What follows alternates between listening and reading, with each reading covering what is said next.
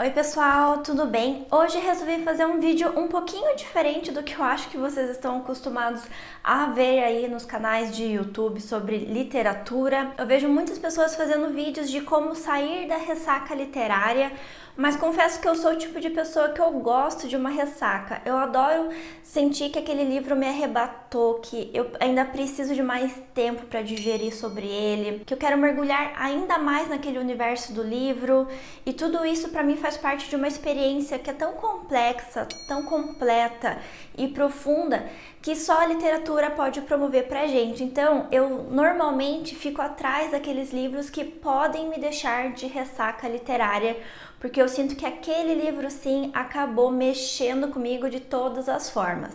Vou trazer aqui então alguns livros que me deixaram de ressaca literária e alguns outros que são potenciais para deixar vocês de ressaca literária, caso vocês tenham um perfil como o meu. Mas é bem importante lembrar que, para mim pessoalmente, entrar numa ressaca literária diz muito respeito ao quanto que eu projeto de mim, do meu universo, dos meus sentimentos, o quanto que aquele livro me toca em um âmbito muito mais pessoal do que qualquer outra coisa. Então a gente não está falando aqui necessariamente sobre a qualidade desses livros, serem livros bons, livros ruins, mas sim que são livros que me tocaram, que mexeram em coisas em mim muito profundas, e por conta disso eu acabei entrando aí em ressaca literária, tá? Bora começar essa lista então, que eu trouxe alguns nomes para compartilhar com vocês hoje aqui nesse vídeo. O primeiro livro é Crônica da Casa Assassinada, do Lúcio Cardoso. Esse livro aqui foi a minha primeira leitura conjunta em parceria com o Clube Etos, então foi minha primeira turma ali com eles.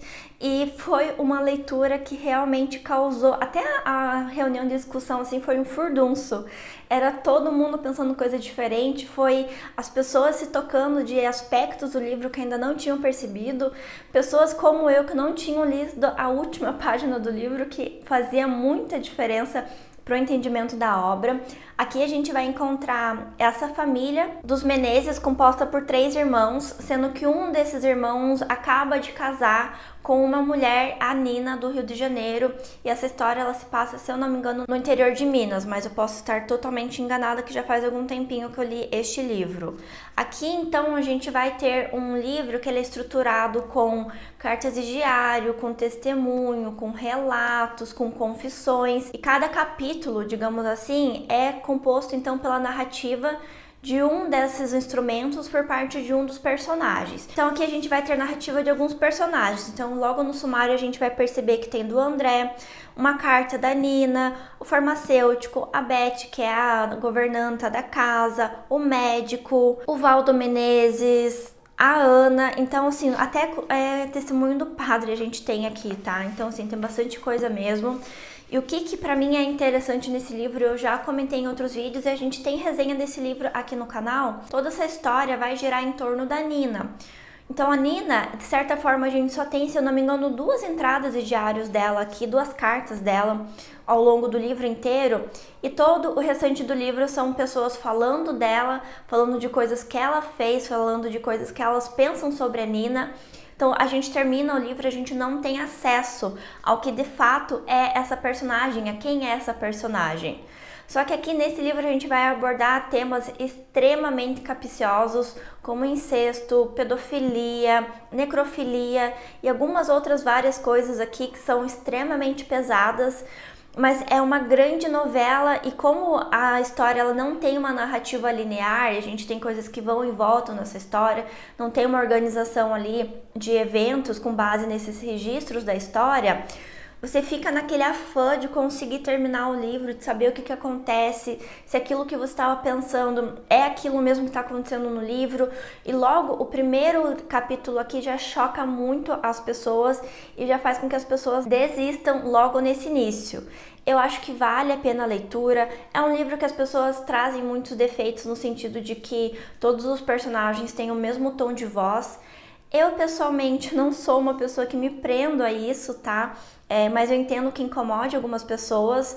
Mas aqui, gente, esse foi um livro que me deixou de ressaca literária. Eu terminei o livro, eu não conseguia pensar em mais nada além dele. Eu acho que demorou de 1 a 2 semanas para eu conseguir pegar um outro livro. O próximo livro eu ainda não tenho aqui na estante, eu li pelo Kindle na época, que é o Flores para Algernon. Já comentei desse livro com vocês também em outros vídeos aqui no canal. E é o livro que eu sempre falo que ele me deixou chorando em situação catarrenta. Eu lembro de eu terminar de ler o livro, meu marido perguntar o que estava acontecendo, e eu soluçando, e não conseguia parar ali de chorar. Nesse livro a gente vai acompanhar a história, né, de um personagem que tem uma deficiência intelectual e que tem seu QI ampliado através de uma cirurgia. Então, na verdade, ele tem um duplo ali nesse livro, que é um rato de laboratório, que também tinha um QI reduzido e que foi ampliado através da cirurgia. Deu certo no rato, eles vão fazer com o humano, que é o personagem daí principal dessa história. E a gente vai percebendo a relação desses dois personagens, que pra mim o rato sim é um personagem. E nós testemunhamos a mudança de perspectiva do personagem principal em relação ao mundo e tudo que tá acontecendo. E para mim, pessoalmente, um dos temas mais sensíveis é a perda de cognição, é perder a noção do mundo externo, é você ficar enclausurado dentro da sua mente. Então, assim, são temas extremamente pesados e sensíveis para mim.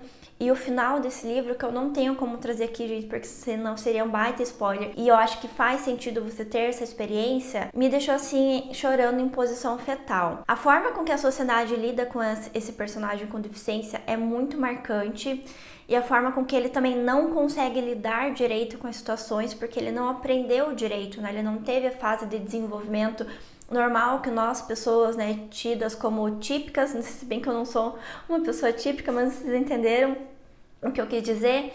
Ele não sabe como lidar com essas relações, então ele vai daquela pessoa extremamente ingênua para uma pessoa com extrema prepotência, mas aquela prepotência com fundo de verdade, porque ele sabe que ele sabe, e ele com receio de perder tudo aquilo que ele conquistou, ele vai se prendendo aquilo tudo. Gente, é um livro belíssimo, belíssimo, recomendo muito a leitura para vocês.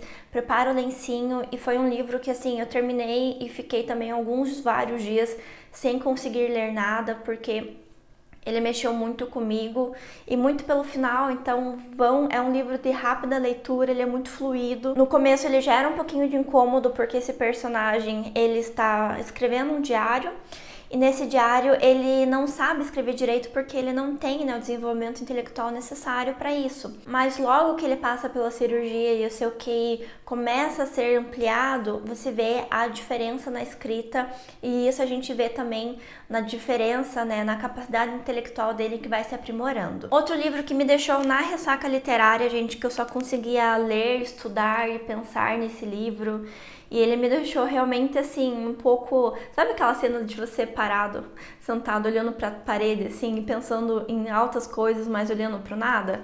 Foi assim que o Frankenstein da Mary Shelley me deixou. Nesse livro aqui, eu já comentei em outros vídeos também com vocês, que a gente acompanha a história do Dr. Frankenstein e a criação de sua criatura, que não tem nome. E para mim, lidar com essa criatura, entender tudo que ele passou, entender essa solidão, entender essa necessidade de fazer parte de algo maior, e como o único elo que ele tem com a civilização é o seu criador, que o abandonou, e ao mesmo tempo que o Frankenstein, ele era uma criança, né? Eu considero ele uma criança porque só uma criança poderia fazer tamanha estupidez. E ele também não consegue lidar com as consequências do seu ato, e para mim é uma obra tão complexa, e a forma com que termina a história desses dois personagens é de tamanha solidão e de tamanha reclusão, assim, sabe, que, nossa, mexe muito comigo. É um livro que eu acho que vale muito a pena a leitura. Este ano eu vou reler ele, se der tudo certo. Mas eu entendo que esses principais pontos, a solidão, de buscar um elo, buscar fazer parte de algo maior, querer pertencer a um espaço, tudo isso para pessoas que já se sentiram, né, alheias à sociedade, marginalizadas pela sociedade ou dentro das suas relações, faz com que esse livro mexa muito com a gente. E quero saber se vocês também ficaram arrebatados quando leram esse livro, se foi só eu, porque é um livro que eu também quero reler, mas eu fico com receio, porque eu sei o quanto que ele mexe comigo e às vezes a gente não quer mexer em determinadas coisas. Outro livro que me deu ali um início de ressaca literária, e eu acho que eu consegui lidar muito bem, e vocês já sabem qual livro que é Os 100 Anos de Solidão, do Gabriel Garcia Marques. Esse livro aqui, ele foi... O começo dele, ele parece meio uma paródia, assim, sabe? Ele é meio brincalhão, meio engraçado, acontecem umas paradas meio do realismo fantástico aqui, do realismo mágico. E você, beleza, uma narrativa tranquila. Chega do meio pro final, o negócio pesa, mas pesa de um jeito. E pra mim, o que mais me pegou nesse livro aqui foi o fato de que uma família tão populosa, com tanta gente, com personagens, com pessoas participantes dessa família tão solitárias. Então, é muito daquele sentimento de você estar no meio de uma multidão e sentir sozinho. E nenhum deles sabia de fato o que estava acontecendo um com o outro. Eu acho que estar sozinho, estar solitário é uma coisa, mas estar sozinho, solitário, na companhia de outra pessoa, pra mim, é pior. Então, olhando para esse livro e percebendo como essa solidão ela vai permeando essas relações e o quanto que também tem de um isolamento intencional pelo sentimento de que os outros não vão nos compreender, que aquilo que eu estou passando não diz respeito a outras pessoas ou que é algo tão íntimo que eu não me sinto à vontade para compartilhar com outras pessoas, faz com que esse isolamento, essa solidão só vá ficando cada vez mais profundo.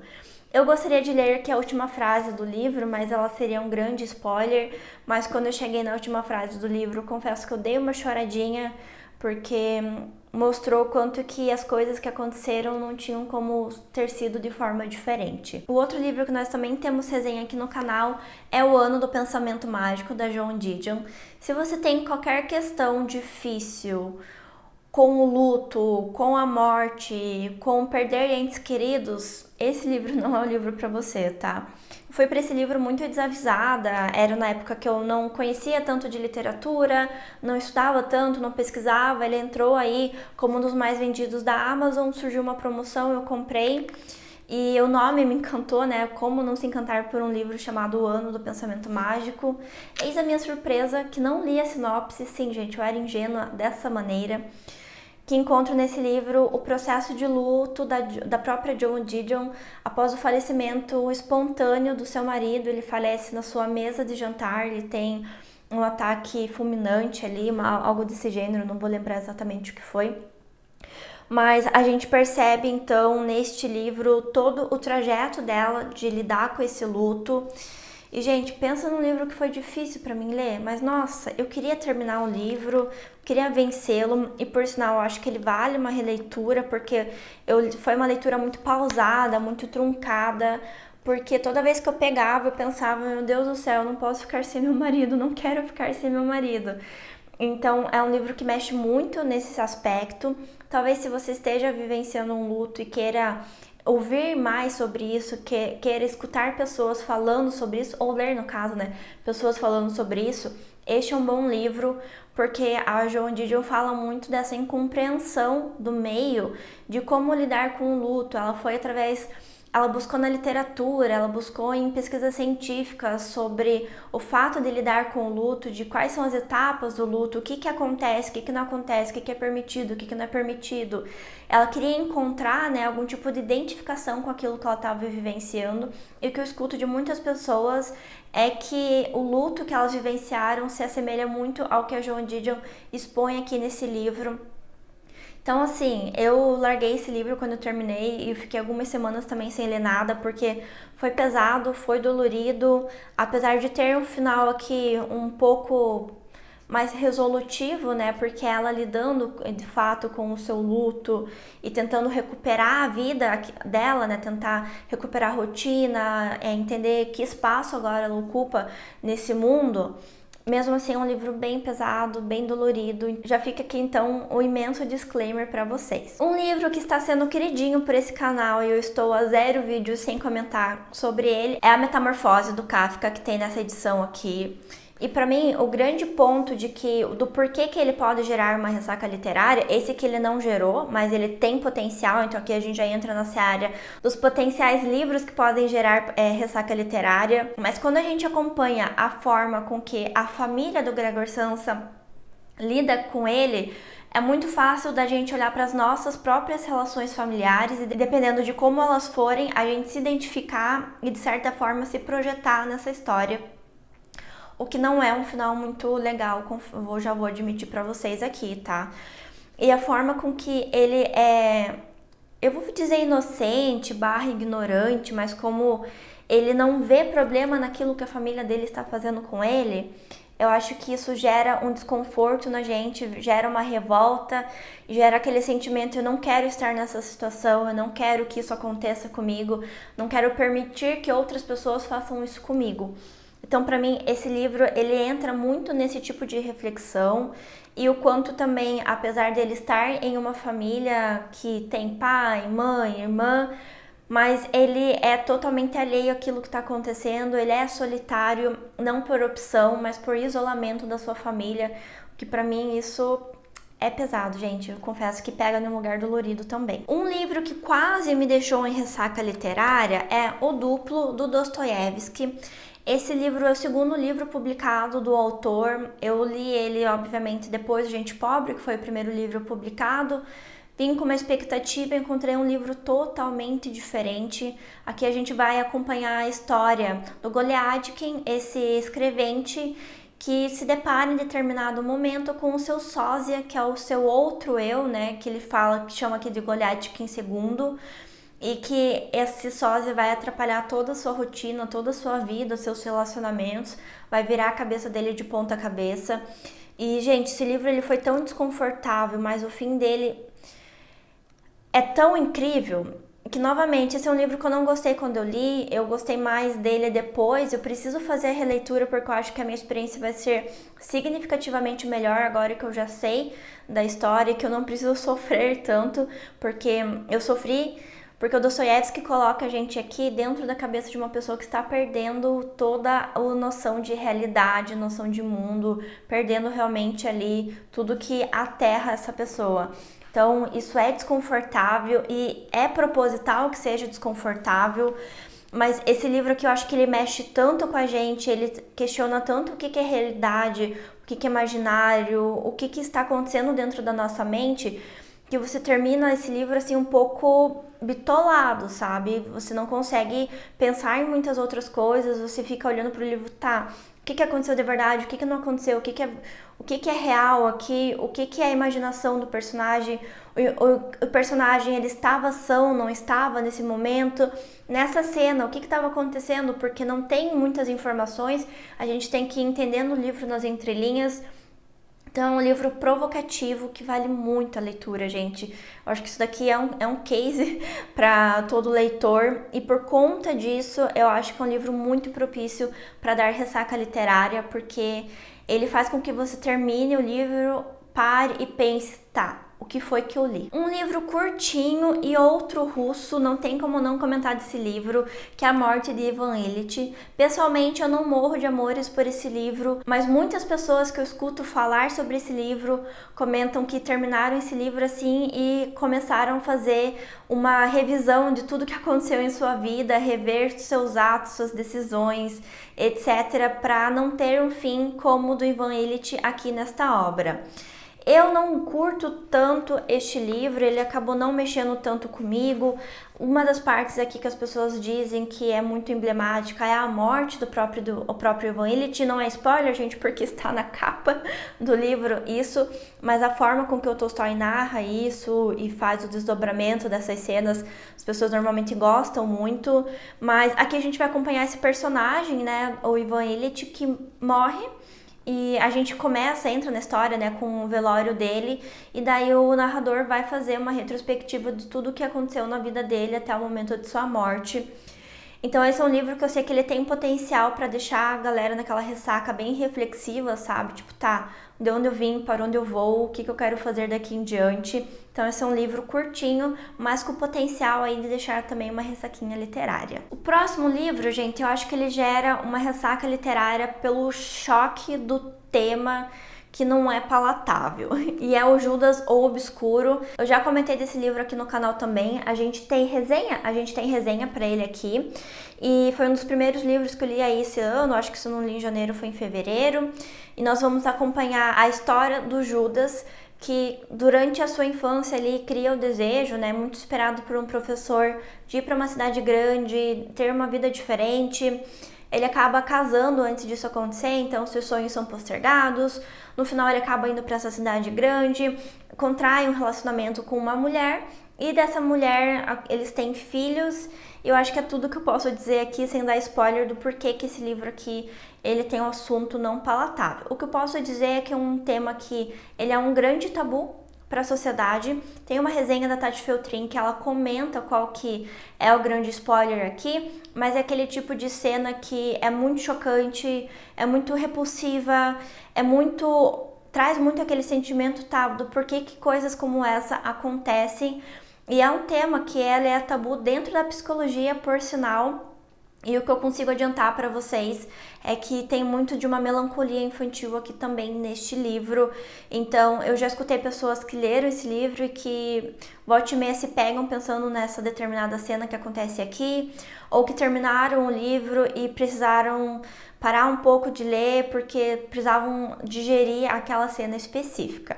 Então fica aqui a sugestão, vá por sua conta e risco para a leitura deste livro, que por sinal vale muito a pena, eu dei 4 estrelas, se não me engano, para esta obra. Por fim, mas não menos importante, nós temos aqui O Morro dos Ventos Uivantes, esse livro aqui que eu não li, gente, eu não sei o que eu fiz, assim, não sei como eu consegui terminar esse livro em 2, 3 dias, porque fiquei compulsiva como Heathcliff, e eu acho que um dos grandes motivos desse livro gerar ressaca literária é porque a gente realmente acaba lendo ele muito rápido, a gente quer saber o que acontece, então é muita informação durante um curto período de tempo, daí você termina e você ainda está digerindo o começo do livro que aconteceu, então você fica muito reflexivo sobre os eventos desse livro, tentando pensar, tá, eu gostei, não gostei desse livro, eu gostei ou não gostei dos personagens, porque que a gente tem sim personagens que são extremamente detestáveis, mas que eles cumprem a sua função na obra, então é muito normal o pessoal terminar esse livro e ficar assim, preciso de um tempo, preciso respirar, preciso pensar 2 vezes aqui, tentar entender o que aconteceu comigo lendo esse livro para então conseguir avançar para uma próxima leitura. Bom, pessoal, por hoje é isso, espero que tenham gostado dessa minha anti-lista de livros aí para entrar na ressaca literária. Se você assistiu esse vídeo até aqui, meu muito obrigada, não esquece de deixar um like, de se inscrever e de compartilhar esse vídeo com outras pessoas que gostam de uma ressaquinha literária. Quero agradecer imensamente aos membros do canal que fazem a diferença no dia a dia aqui. Considere você também se tornar um membro, lembrando que uma outra forma de você apoiar o canal é adquirindo esses livros que eu comentei aqui no vídeo através dos links que vão estar na descrição, assim eu ganho uma pequena comissão e vocês não precisam pagar mais nada por isso, e eu espero te ver no próximo vídeo aqui do canal.